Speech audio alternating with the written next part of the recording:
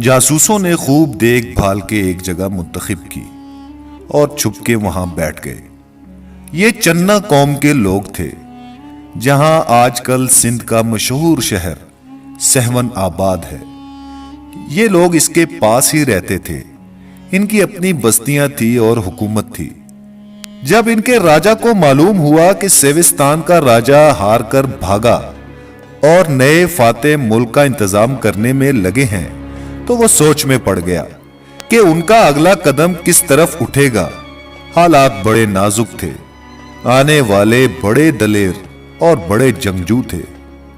راستے میں ہر جگہ لڑائی میں انہی کو فتح حاصل ہوئی تھی۔ دربار کے سیانوں نے کہا، بہتر یہ ہے کہ آپ اپنے بہترین کھوجیوں کو ان کے پڑاؤ پر بھیجیں۔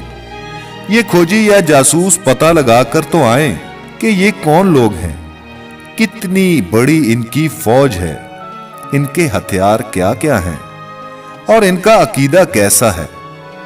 کھوجی موقع ڈھونڈ کر دشمن کے کیمپ میں داخل ہوئے کہ مٹی کے ایک کچے چبوترے پر ایک شخص آن کھڑا ہوا۔ جدھر سورج ڈوبتا ہے ادھر اس کا منہ تھا۔ آتے ہی اس نے کانوں میں انگلیاں ڈالیں اور زور زور سے پکارنے لگا۔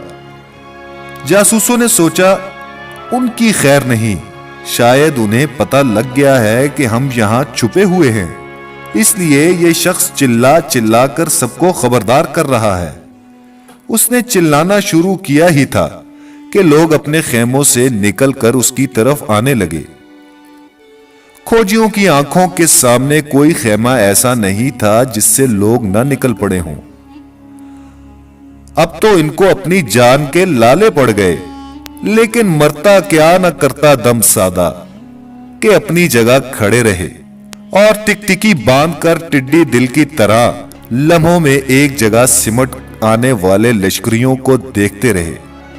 اتنے میں وہ چلانے والا انگلیاں کانوں سے نکال کر خاموش ہو گیا اور آنے والوں میں سے ہوتا ہوا ایک طرف جا کھڑا ہوا۔ لمحوں کی بات تھی کہ یہ سارے لوگ اس کے ساتھ اور اس کے پیچھے کندھے سے کندھا ملائے کھڑے ہو گئے۔ ان کی کئی قطاریں بن گئی، مگر سب برابر تھیں اور کوئی کسی کے آگے پیچھے نہ تھا۔ یہ کیا ہو رہا تھا؟ کھوجیوں کو سمجھ میں کچھ نہ آیا۔ خیال یہ تھا کہ شاید قواعد پریڈ کے لیے جمع ہوئے ہیں۔ اتنے میں ان کے سردار کے شاخیمے کا پردہ اٹھا اور وہ آ کر ان سب کے سامنے کھڑا ہو گیا۔ اس کا منہ ان کی طرف نہیں تھا، بلکہ وہ بھی دوسروں کی طرح مغرب کی طرف منہ کیے کھڑا تھا۔ کچھ دیر وہ بالکل خاموش کھڑا رہا، پھر کانوں تک ہاتھ لے جا کر اس نے ہاتھ باندھ لیے۔ سب نے یہی کیا۔ کچھ دیر بعد وہ جھکا تو سب جھک گئے، وہ اٹھا تو سب اٹھ گئے۔ جو وہ کرتا رہا سب وہی کرتے رہے۔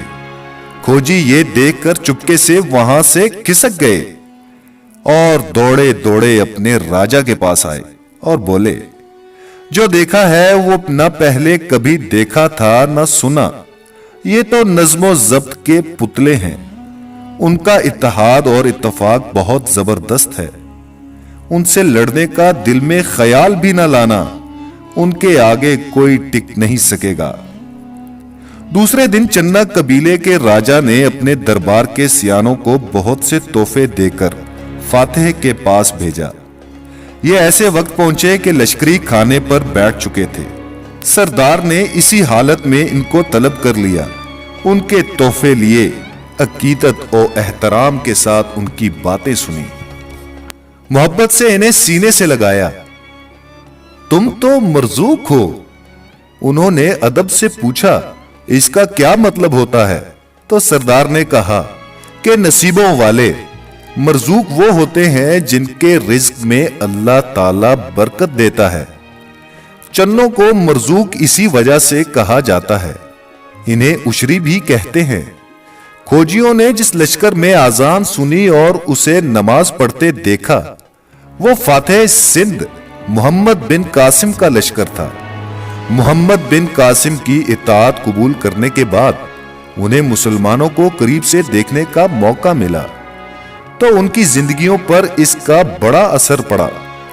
میر محمد معصوم بکری لکھتے ہیں، سندھ کے علاقہ میں سب سے پہلے جس قوم نے خوشی سے اسلام قبول کیا وہ چنا ہی تھے۔ یہ نماز کی برکت تھی کہ ان میں اسلام پھیلا۔